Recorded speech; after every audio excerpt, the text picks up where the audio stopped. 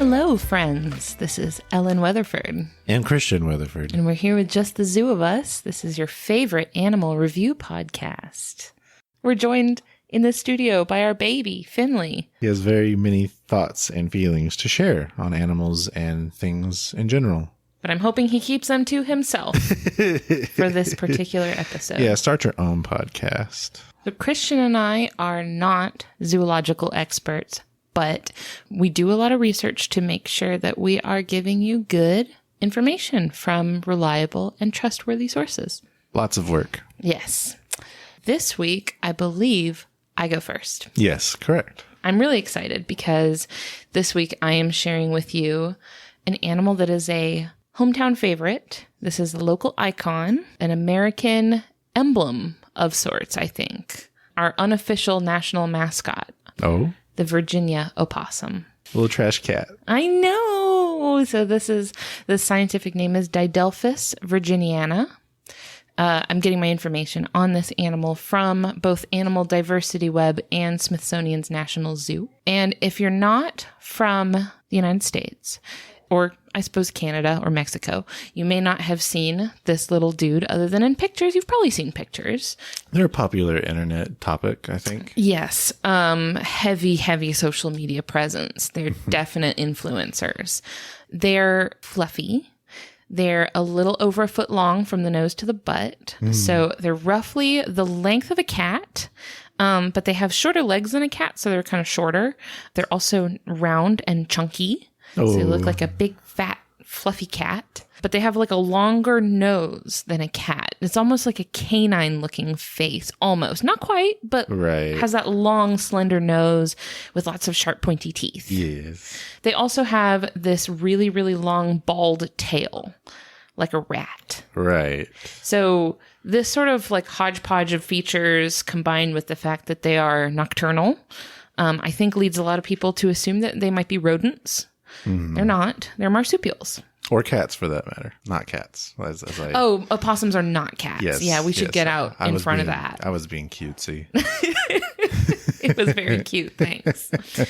Their taxonomic family is called Didelphidae, which is the opossum family. This family is endemic to the Americas. Endemic meaning that not only are they native to the Americas, but they're only found in the Americas. Right. So there's about 100 species of opossums in this family. I couldn't really find an exact number, but somewhere around 100. That's a lot. So all opossums in this family are all marsupials. So if you don't know what a marsupial is, it is a mammal, just like you and me. So we're warm-blooded. Our bodies are covered in hair. We have live babies, things like that. Now, the difference between marsupials and non-marsupials, which are placental mammals, unless you're like a monotreme, like a platypus or an echidna, and you lay eggs and you're a real weirdo. But if you're not a monotreme, you're not a marsupial, you're a placental mammal like us. Keep your baby inside of your tummy for pretty much the entire like fetal development period. And then when they're done, they just pop on out of your body and they're done. Marsupials, it starts off the same. So they have their little fetus. It's attached to a little placenta. But then when the fetus is still like the size of a jelly bean, the fetus comes out into a pouch that is kept outside of the mother's body. So she's not like feeding it inside her body anymore. She's like nursing it in this little pouch. Right, because that's where the nipples are, right? Like inside the pouch. Sure. Yeah. So the baby just stays in this little pouch, not connected to the mother's body at all. Right. And as marsupials, their babies are called joeys. Yay. Which I think is really cute. Now, the interesting thing is that there are other marsupials in Australia called possums. They were named after the opossums here, but they're not related. Outside of being marsupials. Okay. Right. They're only like distantly related. Sure.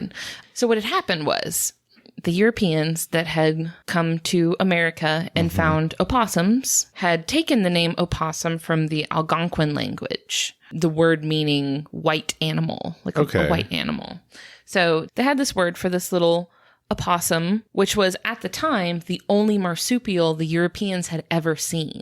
Oh. They hadn't made it to Australia yet. Where there's just so many. Where there's all of the marsupials.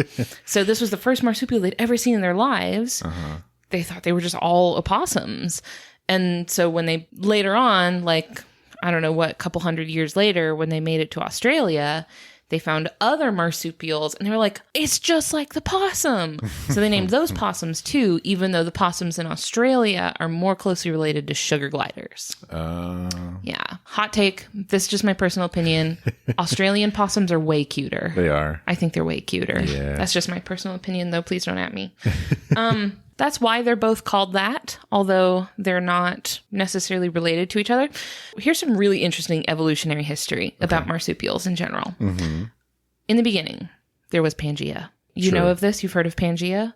Yeah. All of the continents used to be smooshed together into one giant continent called Pangea. Yep. And then over time, that split up into these two large supercontinents. One of them was called Laurasia in the north, and one of them was called Gondwana in the south. Mm-hmm. In Laurasia in the north was Europe, Asia, and North America. Gondwana in the south was basically everything else. So that was Africa, Antarctica, Australia, and South America. Mm. So those were all crammed together in the same supercontinent. Marsupials started to evolve in that southern supercontinent. So that's why you have marsupials in Australia and South America, because they were together at that time when marsupials started. So over time, the continents drifted apart and ended up on kind of opposite sides of the globe, but you had marsupials in each one. Gotcha. Because they had started there in the same place before they drifted apart. Mm-hmm. So after that, when eventually North and South America kind of settled into their current spots, originally there was no Central America. So all of that, like the whole like Isthmus of Panama, all of that, there was no land there. It was just water. So eventually, over time, there was like over like millions of years of heavy volcanic activity in that area. Islands started to pop up. And eventually, just more and more islands started to show up until it filled in that gap in between North and South America, creating Central America. And then you have this land bridge where animals can start to get in between North and South America. So you start to see marsupials move up into North America from South America. Mm-hmm. So this whole thing is called the Great American Interchange, is when terrestrial animals start to shift back and forth between North and South America. So that's how the opossum got into North America, was up from the South. So they originally evolved in South America and moved up. Interesting. I thought that was so cool, right? Yeah. Because I think a lot of times when we talk about natural history in North America, we're usually focusing on things that came in from the north, like up through Beringia. I don't think we talk a whole lot about the Great American Interchange. Yeah, because I can't think of other animals that might have happened with. Quick question on terminology. Yeah. Is possum and opossum both correct for both animals? Opossum only refers to the one that we have here in America. Okay. Possum with no O could kind of go either way, because like colloquially, especially Southerners like to drop the O off of possum, especially when you're saying like playing possum, which is something I'll get into later. But informally, yeah, possum could kind of mean either one. Technically, sure. You know, you're supposed to only say opossum for the one that's here in America and possum for the one that's in Australia, but I'm not going to be a stickler about it. Okay. I'm just going to try my best to say opossum, because I think my family particularly calls them possums instead of opossum. Sure. But I'm going to try to avoid confusion and be as concise as I can. So let's review the opossum. Let's rate it. Yes. So our first category for animals that we review them on is effectiveness. So physical adaptations that make them good at what they're doing. I give the opossum an 8 out of 10. That's pretty good. It's pretty good. Opossums are nocturnal omnivores. So they will eat pretty much anything they can get their tiny little bandit hands on. So this is why they're so commonly associated with like dumpster diving. Right? These are like, you're going to find them in your trash can. Sure. They eat anything. One thing about that is that they do eat a lot of other animals that humans often consider pests. So ticks, they're particularly good at eating ticks, super good at eating ticks. Cockroaches, mice and snakes, they eat all those things, just gobble them right up. So if you can concede maybe like a little bit of rummaging through your trash, opossums are pretty good neighbors to have around because they're just little like hoovers. They just like scurry around eating all the junk you don't want. Yeah. So like if you can just like be okay with the fact that you might find one in your trash can every once in a while, let them have some of your unwanted bits and in exchange they'll do some pest control for you. Those are my pizza crusts. My banana peels. I feel like this is like the third or fourth time we've referenced pizza crusts on this podcast. The first thing that I wanted to really talk about, like the things that they're adapted to do, is climbing. They're great climbers. They're super good at climbing. One of the first things that they have that is built into their body that makes them good at climbing is their tail. So that long, bald tail, it's hairless for traction, but it's also prehensile. So they can actually wrap it around like branches and stuff and use it to hold on when they're climbing. So it helps them stay kind of attached to what they're holding on to. That makes sense. Because I feel like they're depicted a lot with their tail kind of curled up, right? Yeah, or they'll like curl it around a branch and kind of like hang from it. Yeah. That's more something that like the babies do, because once they get bigger, they're too heavy to do it anymore. That makes sense. But yeah, they do. They can grip things with their tail, and they can even like carry stuff around with their tail, like use it as a hand, basically, because they walk on all fours, right? And so I saw a picture recently. It's from someone's trail cam. It was a picture of an opossum walking on all fours with just a bundle of like twigs and leaves, holding it in its tail for nesting material. Aww. So it was like carrying it back to its nest so that it could make a nest. And it was just like holding them in its tail, like using it as like a fifth hand, sort of. Speaking of their hands, which by the way, they have little like black markings on their hands that like stop at the fingers. So it looks like they're wearing little fingerless gloves. Oh, yeah, it's how great. rad. It's very rad. But I did want to say that they do actually have opposable thumbs. Oh, okay. On their back feet. Okay. So on their hind feet, basically like imagine if your big toe was a thumb. It's so almost there. If your big toe was kind of like jutting out to the side and really bendy, that's kind of what their feet look like. So they're really good. It's great for climbing, right? Because you can kind of keep your feet anchored to what you're holding on to. You know, I feel like humans like to kind of flaunt their opposable thumbs when they're talking about non-human animals. They're like, look at us, we've got thumbs. So do opossums.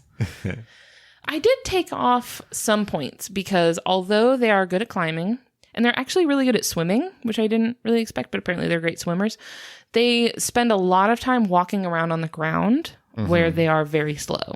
Oh. They're slow. They're not very agile on the ground. They just really don't have any means of protecting themselves, you know, other than like their teeth. They got pointy teeth, but that's it, you know, like I feel like a lot of other North American mammals have some sort of defense, right? We've got like porcupines with their quills. We've got skunks with their stinky spray. Opossums really just don't have a lot to like fight back with. I guess their speed kind of explains how often they are roadkill. Yes. Okay. Definitely.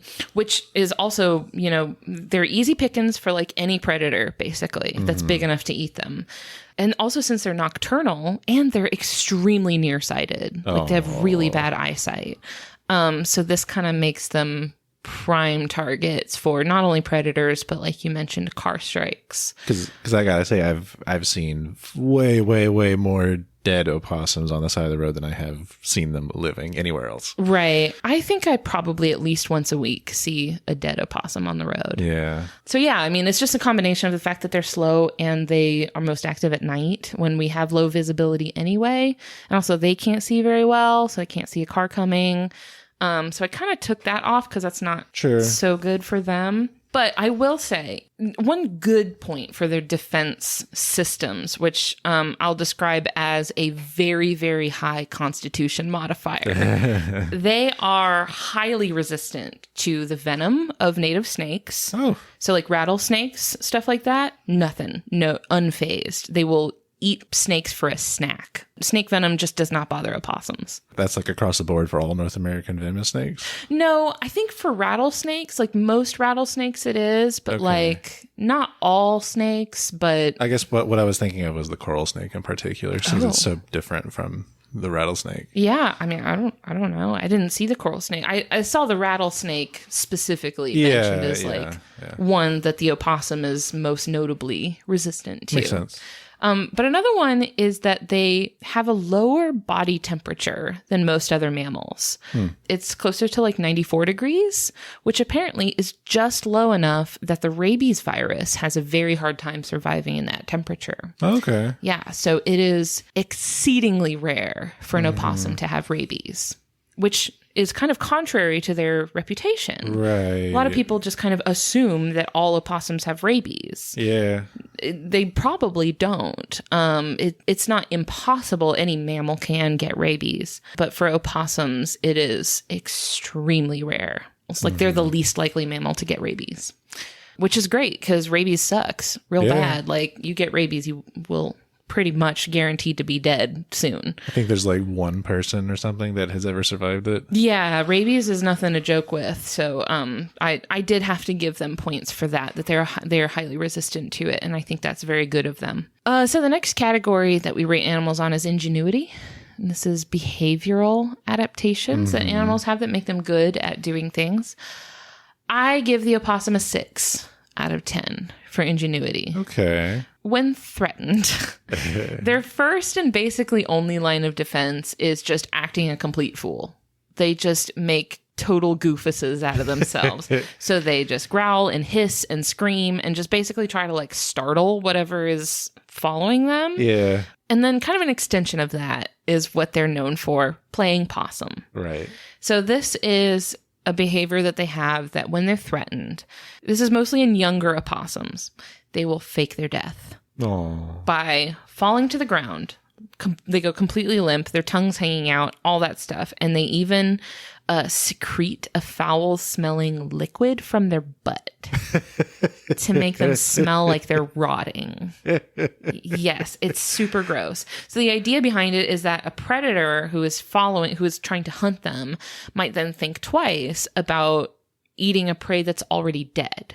Because the idea is that if it has died without being killed, it probably died from a disease. And they don't want to get the disease that the prey died of. So is the secret to this technique not to be seen going from a normal state to a playing dead state? Because then the animal's like, wait a minute, it was just alive. I mean, I don't think that matters so much. They just want the predator to be dissuaded by the fact that they think it's already dead. Okay. This actually isn't just an act. This is an involuntary reflex that the opossum has. It's not something that they just decide to do, but they pass out.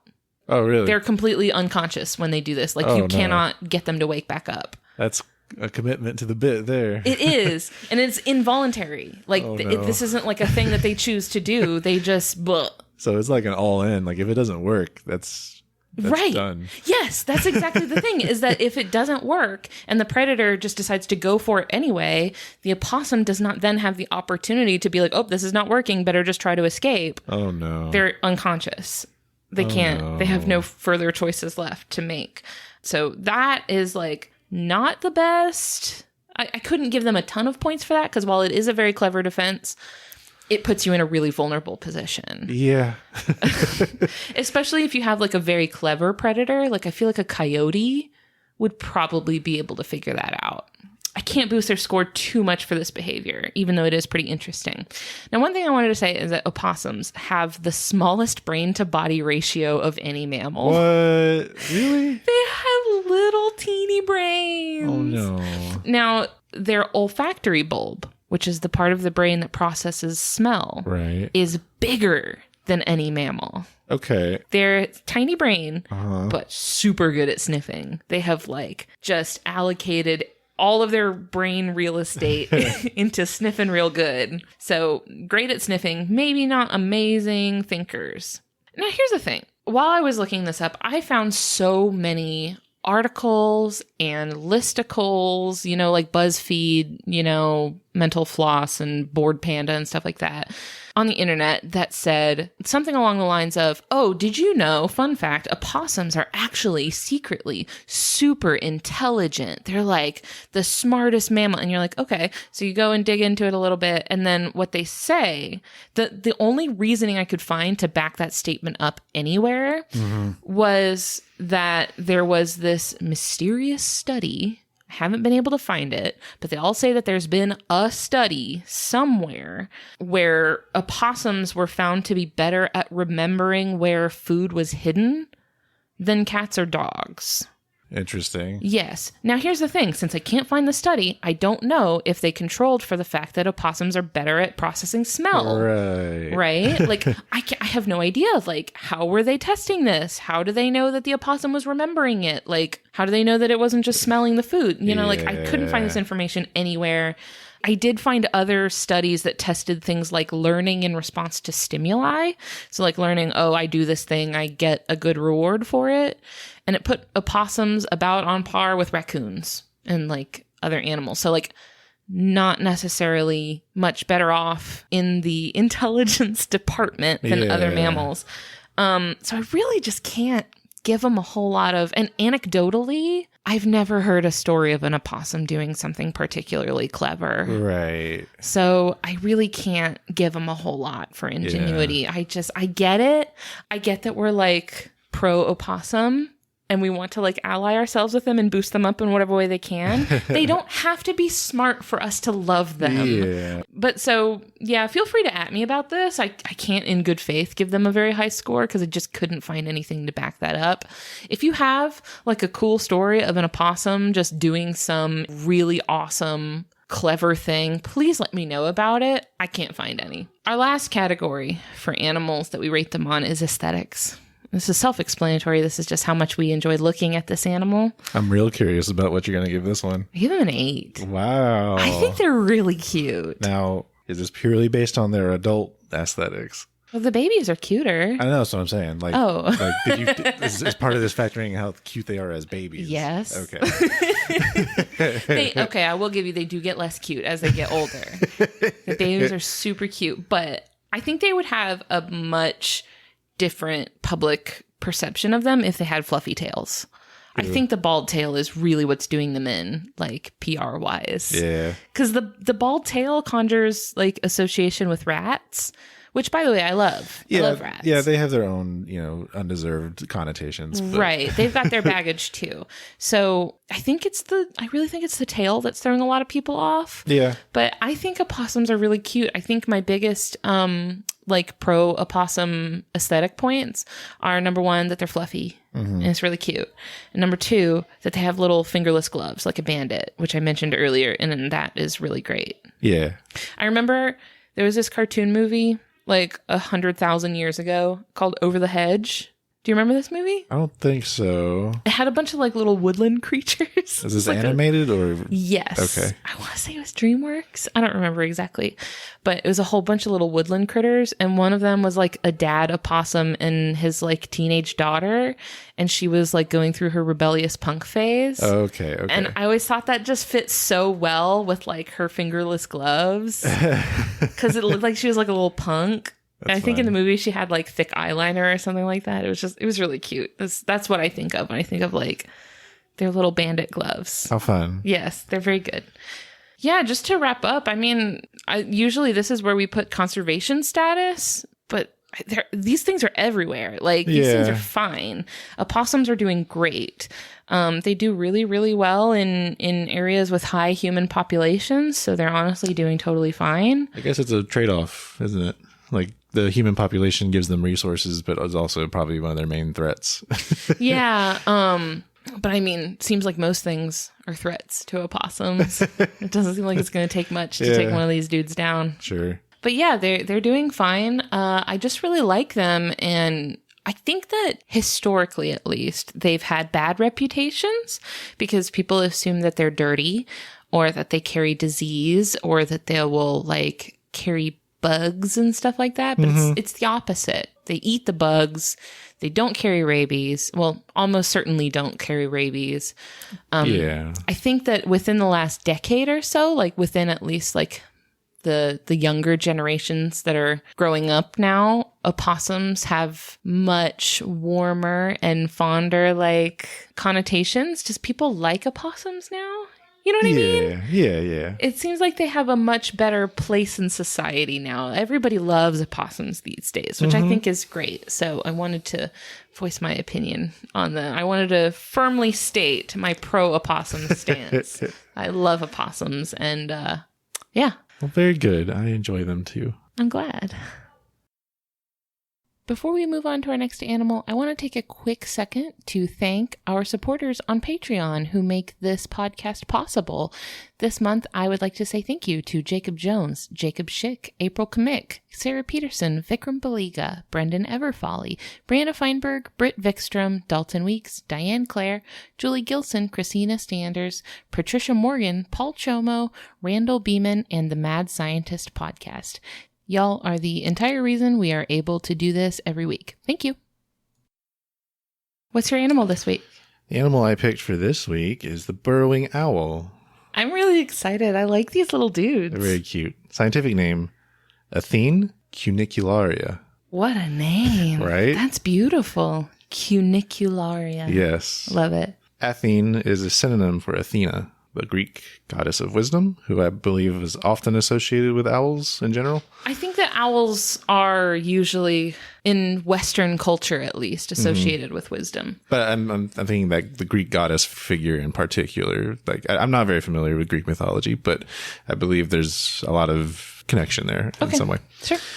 Cunicularia is Latin for a miner or burrower. Oh, a miner, like someone who mines. Yes, okay. M-I-N-E-R. Okay. All right.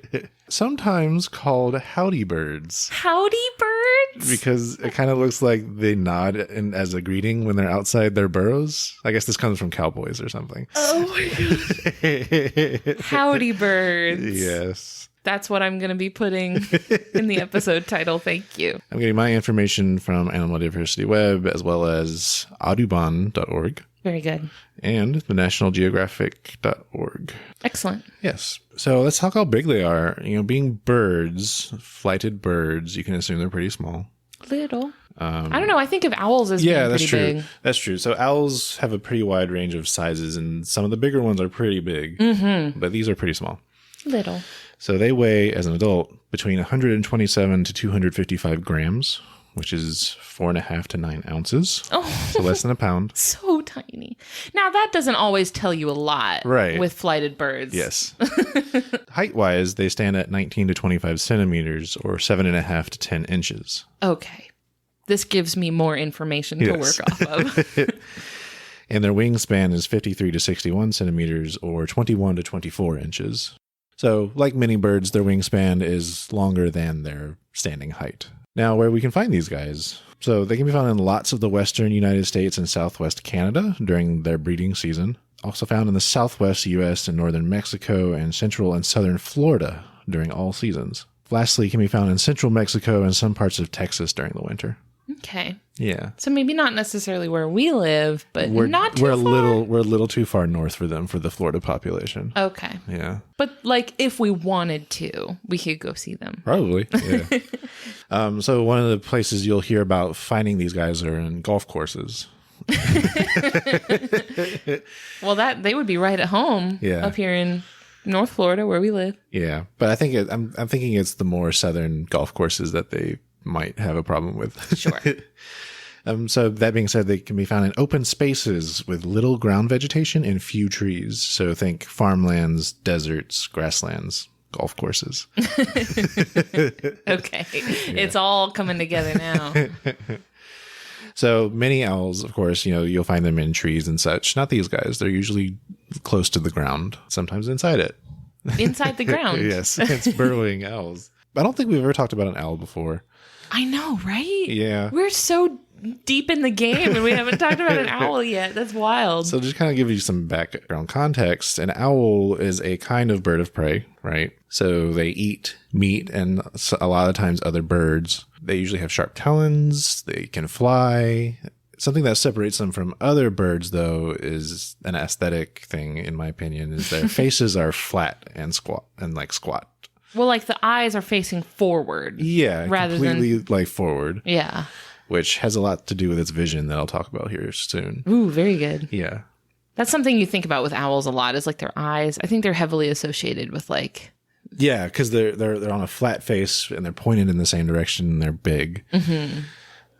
And then a little beak. Like when you think of like a bird of prey, yeah, you might think of like a hawk or an eagle. Which it has the beak there. It's just if anatomically speaking, it's a lot of it is pushed back into the skull and hidden behind the feathers and such. Creepy. Yeah. But it's there. It's there. Taxonomically, they belong to the family Strigidae, which are also known as the typical owls. Typical owls. Yes. There's over 190 species in that family. There's 2 families of owls. The other family is the Titonidae, or the barn owls. Yeah. And they're both perfect. A notable evolutionary relative of this family is the snowy owl. Oh, really? Yes. That's funny. For fans of the Harry Potter movies and books, this was the species that Hedwig was, I believe, but don't quote me on it. You know, that kind of makes sense because snowy owls are also, I think, big ground dwellers. Like, they're also owls that you would find typically on the ground. I'm not sure, because I feel like anything I've ever seen about snowy owls is always some documentary with them snatching a mouse off of a freshly fallen snow field. It's like there's only the one video that like every documentary has to share. So like you'll see this trail of like a mouse hopping along snow and then suddenly no more trail and some marks of feathers on the ground. And then nothing else.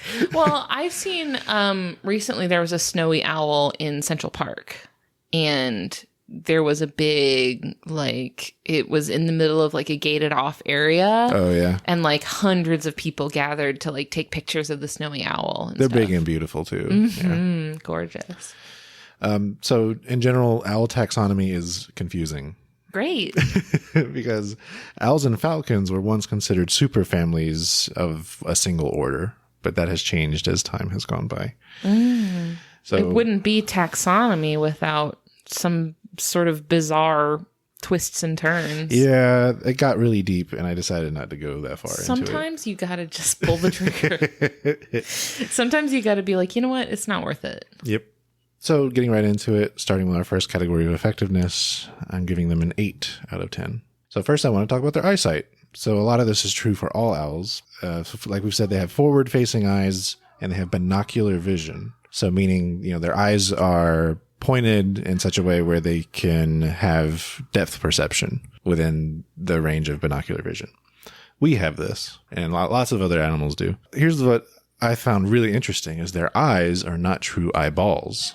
What? They're more cone-shaped. Like the eye itself is more cone-shaped. Eye cones? And they do not move. Really? They are constantly pointing forward, and that's the only way they can point. One option. Yes. So like our eyeballs can move in their sockets, sure, you know, in many angles, but theirs cannot. So they have to move their whole head. Yes. That's where, okay. That's where that's coming in then. Yes, all correct, right. Correct. So like you said, they make up for that with how far they can turn their head. They have 110 degrees of vision horizontally, but only 70 degrees of that is binocular. Yeah. Which is normal in that kind of placement of eyes, whereas not your entire field of vision is in binocular vision. So it's basically where the field of view for both eyes overlap is where you'll have binocular vision. So by comparison, humans have 200 degrees of vision and 120 degrees of that is in binocular vision. And that is according to a lecture slide I found from Gordon Wetstein at Stanford University titled The Human Visual System. Nice. Yeah, which kind of took me down a rabbit hole of how our vision works, but it's not related to the owl. You were deep in it yesterday. I saw you. Some other birds have close to 360 degrees of vision. So think birds that have their eyes pretty much on the sides of their head. But only a very small sliver of that is binocular vision, right? Because only a small sliver of those fields of view overlap. Sure. So talking about like 10 degrees of that vision. It's kind of a trade-off. Yep. A lot of times people talk about prey versus predator animal vision, right? So it's a trade-off of field of view for depth perception. Sure.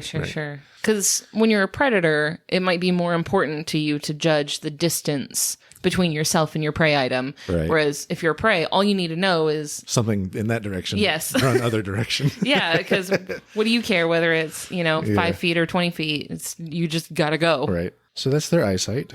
I'll talk a little bit more about the head turning thing. So this is a big aesthetic thing that's depicted with owls in media all the time, is how they can turn their head almost all the way around. So they can turn their head 270 degrees. So 360 would be all the way around. Sure. So 270 is pretty close. And they have a special blood pooling system for their brains and eyes that helps them whenever that turning motion cuts off circulation. Oh, so that they're not suffocating themselves. Oh.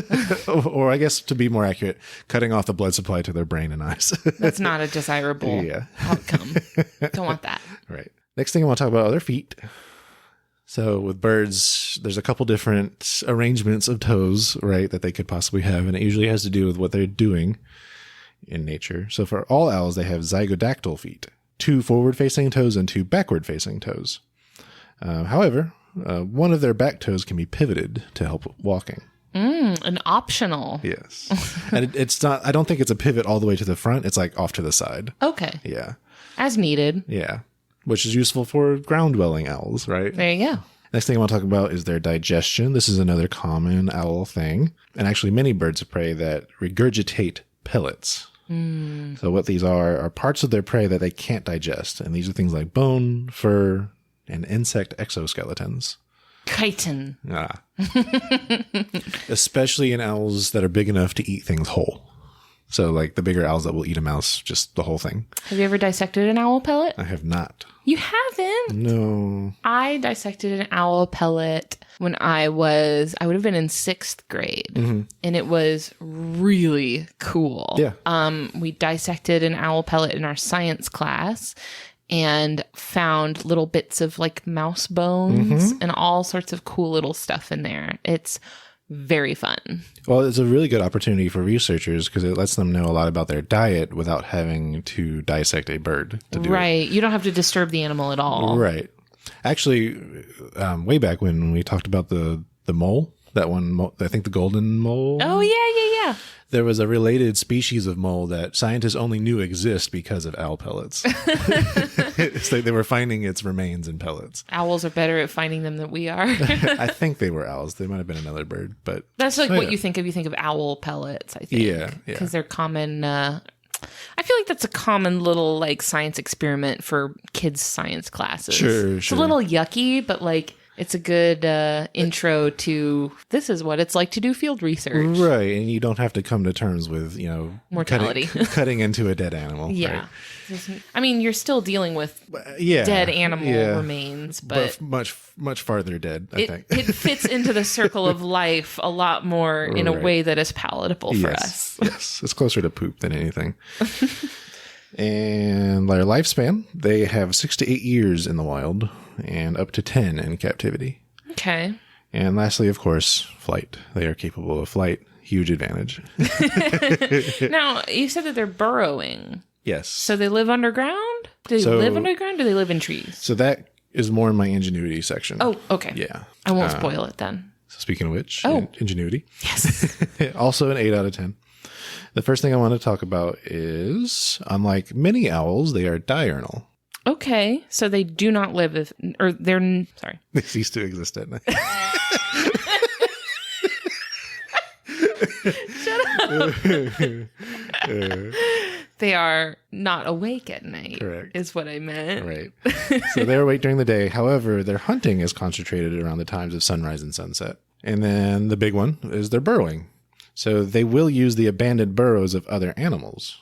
So they're not digging their own burrows. Some do. Oh. But a lot of the times they'll use the abandoned burrows of other animals, things like prairie dogs, badgers, desert and gopher tortoises. We have those here. We do, the latter, at least. And foxes. Smart. So again, it depends on what local population you're looking at, right? Because, here we have gopher tortoises, but out west, that's where you'll find desert tortoises and that kind of thing, and prairie dogs and such. Sure. But that's a good idea to use a burrow that's already there. Yes. Yep.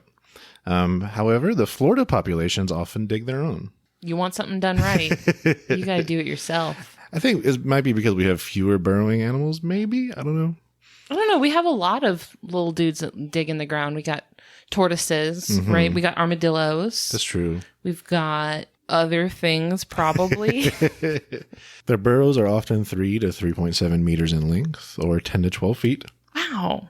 That's quite a lot of space for a little dude. And they're angled downward and curved so that sunlight can't reach the bottom. They want to live in the dark. Yes. Oh, okay. Or somewhere to get away from the sun, at least. Okay. Well, in Florida, that's very valuable. Yeah. So the eggs are laid in the bottom of these burrows. Good idea. The males usually hunt to feed himself and the female, while the female is usually taking care of the eggs and young.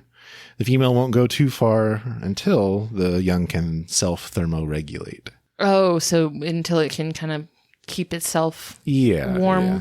Okay, that makes sense. Gotta stay home for a little bit. Not ready to leave the nest. So the male will bring, prey, and then the mom will kind of shred little bits off of it to feed to the young. Good mommy. Because they're not big enough to do the whole, swallow the whole thing. Can I get that sound one more time? Can I get a clean take for the... Nope. Oh, man. You're no fun. I have more sounds coming up. Next, I want to talk about their hunting method.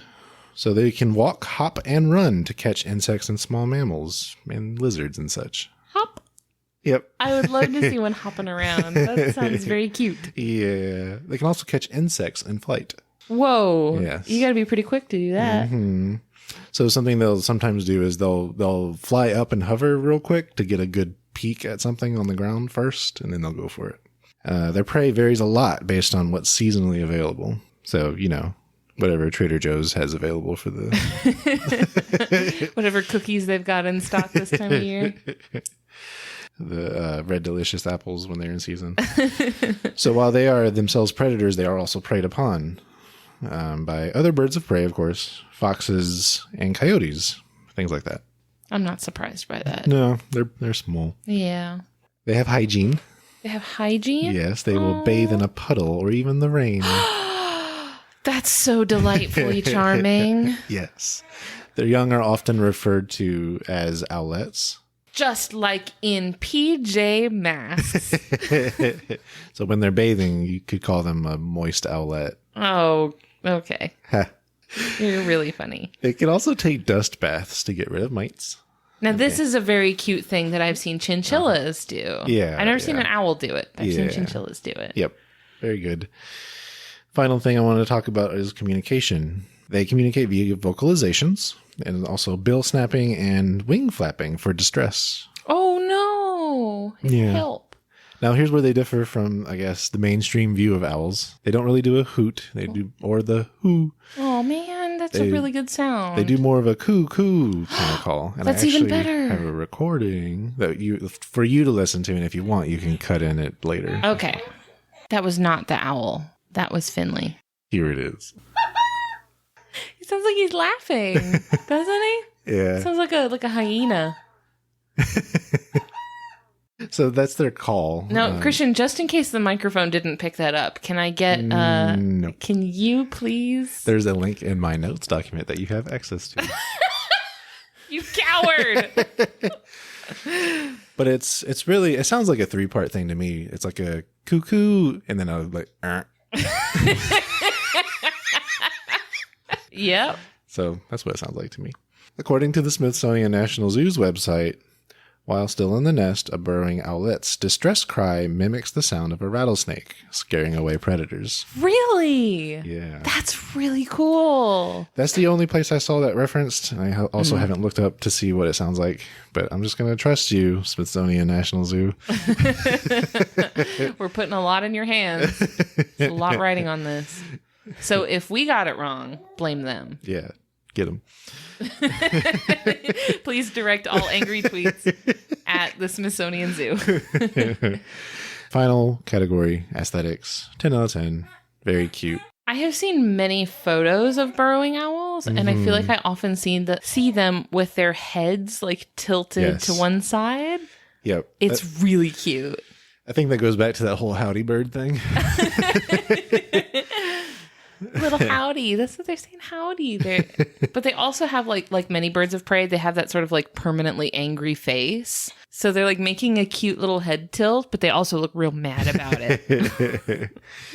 Very good. That's all I had, really. Very cute, 10 out of 10. Excellent. I just now realizing I didn't really explain their coloration or anything, but they're mostly brown and white with a squat beak. They look sandy, right? Yeah. They look right at home in a desert environment. Their conservation status is of least concern. Their main threats are loss of habitat, but some human encroachment, like deforestation and creating pasture land, actually expands their habitat. How so? Because they don't live in forests, right? Oh, or in trees. Okay. So when they knock down a forest and now there's pasture land, they're like, oh, perfect.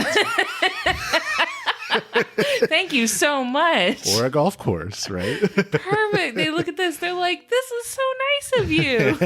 You did this for me. So you don't often see this, right? Because that's often the nail in a coffin for many animal species. So I thought that was interesting. And my final little tidbit, per the Audubon website, a group of owls is called a parliament. This originates from C.S. Lewis's description of a meeting of owls in the Chronicles of Narnia. So I knew this because when I was in high school, in my senior year of high school, I took AP Studio Art. And as part of my studio art class, I had to make a portfolio. And that portfolio involved making 12 pieces that were centered on a theme. The theme I chose for my portfolio was terms of venery for different animals interpreted literally into watercolor paintings. Lovely. And I did a watercolor painting of a parliament of owls. I will say none of them were burrowing owls. I think I had like a barn owl, a snowy owl, a horned owl. I can't think of any other ones, but they had like those frilly like vests and like the jackets with the like the embellishments, and they had like powdered wigs and stuff. It was not very good because I was not very good at, I still am not very good at watercolor painting, but it existed. I did the painting. And for those maybe unfamiliar, Parliament is a particular organization of government body that we do not have in the United States, but many other countries, particularly in Europe and I believe Australia, all have a parliament. Yes. Not of theirs is of humans. Correct. Awesome. That's the burrowing owl. I love this owl. It's very cute. I'm surprised that this is the first owl that we talked about, but hey. It's true, because I think there are much more famous species of owl. But... No longer. Now this is the primary owl.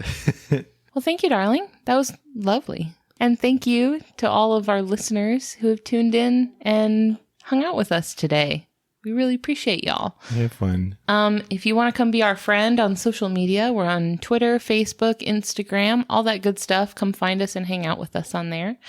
If you have an animal that you want us to talk about on the show, send me an email. My email address is ellen@justthezooofus.com. Our intro and outro music is made by Louis Zong, a wonderful musician who so kindly allowed us to use his sick jams. It's very good. Yes. And I think that's all I had for this week. Any final remarks, Finley? Finley, what you got? Let's see here. Okay. All right. No, he has nothing to say. Okay. Thanks, baby. Thank you, honey. Honey, what? What were you going to say? Bunches of oats. Oh, you stopped yourself so that Kellogg's doesn't sue us into oblivion. It's post, actually. Thank you. How do you know that? Did you look that up before we recorded No, this? that's because the grocery store buy one, get ones are based on brand, usually. That doesn't answer my question for how you knew it was If Post. Post cereal goes on buy one, get one, I know that includes Honey Bunches of Oats. Oats. I am going to fact check myself on this, though. Okay. So we're not zoological experts, but we are apparently breakfast cereal branding experts. I think someone already has that. Oh, shoot. You're right. We're going to get sued into oblivion. Bye. Bye.